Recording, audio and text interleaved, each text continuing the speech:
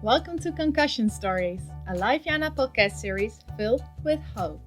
I'm here to let you know that you are not alone in your concussion recovery. I'm Melanie, and I spent more than 6 years experimenting, training, and learning in order to heal myself from a very bad case of post-concussion syndrome. And today, I feel better than ever before. In Concussion Stories, we dig deep while discussing hopeful stories of recovery as well as the hard stuff in the messy middle. If you're struggling to focus, be sure to take breaks. Down in the description of each episode, you can find a table of contents in case you want to skip ahead. Let's dive right in. Hi there! This video, or mini documentary if you will, is about the CENTER-TBI convention that took place on the 30th of September and the 1st of October 2022 in Antwerp, Belgium. Now, CENTER-TBI, as you may remember from one of the previous Concussion Stories episodes, is one of the largest research groups, research studies worldwide focusing on improving patient care for patients with TBI. And TBI is traumatic brain injury. So a concussion or a post-concussion syndrome are labeled, I wanted to say often labeled, but they are labeled as mild traumatic brain injury or mild TBI. But there is nothing mild about concussion, lingering concussions, or a post-concussion syndrome. And the research group, so CENTER-TBI, has also uncovered that. They have proven mild TBI is not so mild. That's something that you will hear in this video as well. Now, the footage has been shot at a conference, so that means that there will be a lot of background noise going on, so people coughing and sneezing and all that. If you're sensitive to noise, please take this into account already and switch down your volume a bit.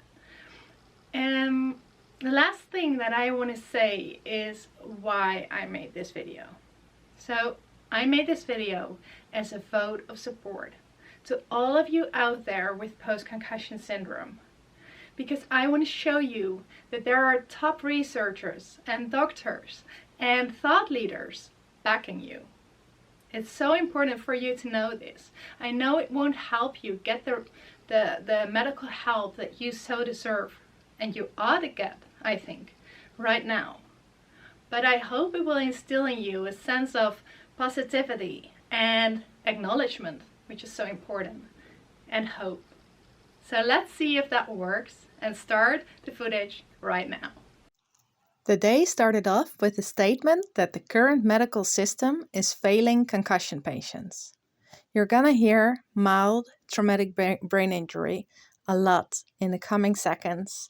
Remember that mild traumatic brain injury means concussions, and mild does in no way represent the seriousness of your injury.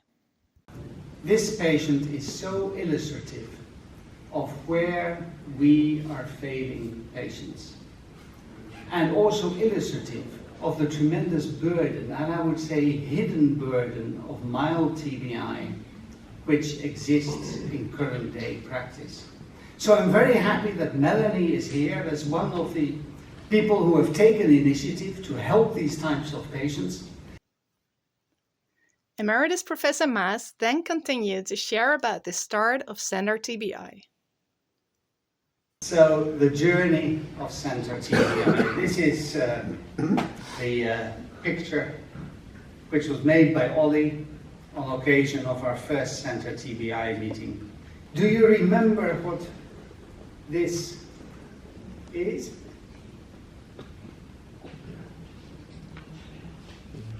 No one? Well, David does, but that's unfair. Something Japanese. Yes, sushi. No, not sushi. This is kintsugi. And kintsugi is the art of mending broken pottery with gold. He then kicks in the door with important findings. Mild TBI is not so mild. That is a major result of CENTER-TBI. We found abnormalities on MR scanning in about 1/3 of patients who had a normal CT on presentation. So a normal CT does not mean the absence of structural damage. That's important for patients, for science, and also in the context of lawsuits, etc., where so often lawyers would say the CT was normal, so it was not a TBI. Total nonsense. Looking at the outcome, 51% of patients with mild TBI do not accomplish a full good recovery by 6 months after injury. Gender effects, a hot topic. There's been much debate about it. I think we have now been able to clarify that. When you look at the moderate and severe TBI, we found no overall difference between males and females. However, when you looked at other domains, such as post-concussion symptoms, females had more complaints. We found that females with mild TBI were less likely to be admitted to the ICU. In mild TBI, we found poorer outcome in females compared to males across all domains. Professor Andelic states that rehabilitation isn't always referred, and certainly not to everyone. Rehabilitation is underutilized after TBI. Many patients report unmet rehabilitation needs. Rehabilitation referrals are not only driven by clinical needs, but also by demographic, social and organizational factors, rising issue regarding equity in the rehabilitation care. So access to rehabilitation services should be improved. Professor Stocchetti argues we need a new specialization to take care of concussion patients. My view is that I don't believe that people can be expert in everything. I hate people who claim to be good in everything. It would be a waste to say, okay, now we self-claim that we are good for mild. I am not. Who is the best entitled specialist for the mild and moderate? This is what I don't know. And I'm afraid that it doesn't exist yet. Then Professor Menon and Emeritus Professor Maas highlight a needed change in healthcare and policy. We have a duty to it. I fully agree, David. I think you've hit the nail on the head. We can do no more as intensivists or surgeons than create awareness for the larger population of mild TBI. We have come to recognize the importance of that. We had not recognized it. The community has not recognized it. The ministries of health have not recognized it. So now that we have recognized it, we have learned the hard way. But now it's up to us to make the community and policymakers aware of this problem and aware that it is a huge public health burden. Associate Professor Maidan reasons that the medical system should start overemphasizing mild TBI, so concussions. This is another way of looking at it. I'm not saying that we should put aside severe TBI or moderate TBI, but we should be overemphasizing and making mild TBI as a priority or the most visible part of whatever we are applying for. Professor Tenovuo pitches in to advocate for all of us with post-concussion syndrome. Hundreds of millions of people with problems caused by the so-called mild TBI.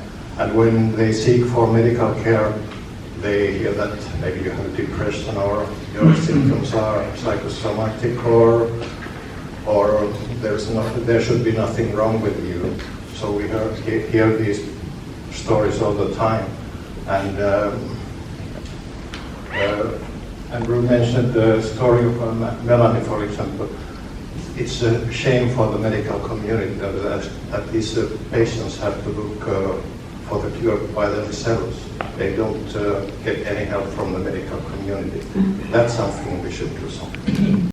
As the question was raised if specialists treating people with severe and moderate TBIs were losing work because of this, I felt the need to pitch in. So I think the question was that many of us who embarked on this take care of patients at the more severe end of the spectrum. Yes.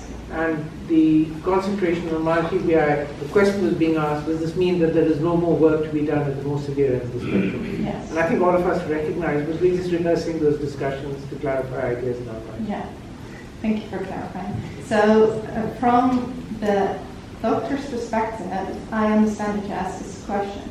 From a patient's perspective, I have experience having no doctor to go to. So I had doctors to go to, of course, but they had honestly nothing to offer to help me. And hopefully I just went to the wrong doctors. I must believe that, being here.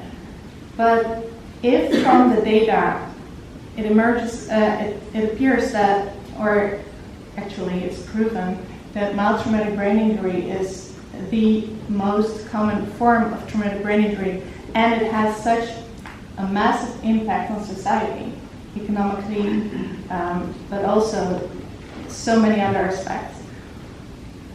Maybe this would open the discussion, or in my perspective, humble opinion, should open the discussion if there should be a new specialist kind of doctor, specialization needed in order to service these patients. It's just a question that comes into my mind, coming from where I've been and also what I'm hearing now. I also wanted to press the importance of translating research findings into new protocols. The thing I'm missing as a patient or former patient is protocols. That's the exact point where you can make direct difference on people's lives. And of course we are getting there, and all of the research you have been doing are still doing. I am so thankful for it, and it's so important. And for example, the realization that mild TBI is not so mild, that has been healing for me to hear Andrew say that after everything I've been through, because I never got that acknowledgement. So that's something I'm sharing now with other patients as well. But if we could, from all of this, these findings that you have found and you have put so much time and energy in, if we could direct all of that toward the impact of changing protocols and having GPs, for example, knowing what to do with mild traumatic brain injury, that would be massive. And then there were some seahorses. We had dinner in the aquarium of the Antwerp Zoo.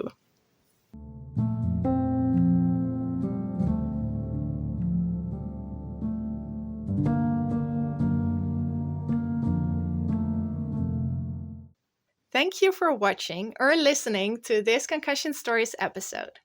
In the next episode, we will be meeting some of the researchers. I wanted to show you the faces and the stories behind the people who are doing the research. So that's on the agenda. Thank you again for tuning in. Now I would love to hear from you. What do you take away from this episode? Is there something that you can apply to your life right away? Head on over to lifeyana.com and leave your comment now.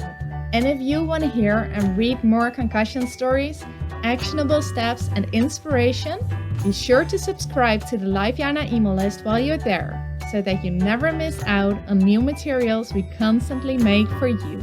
If you want to support this podcast, head on over to patreon.com/concussion stories. Thank you for listening to this Concussion Stories episode by Lifeyana. May you be well and may you be happy.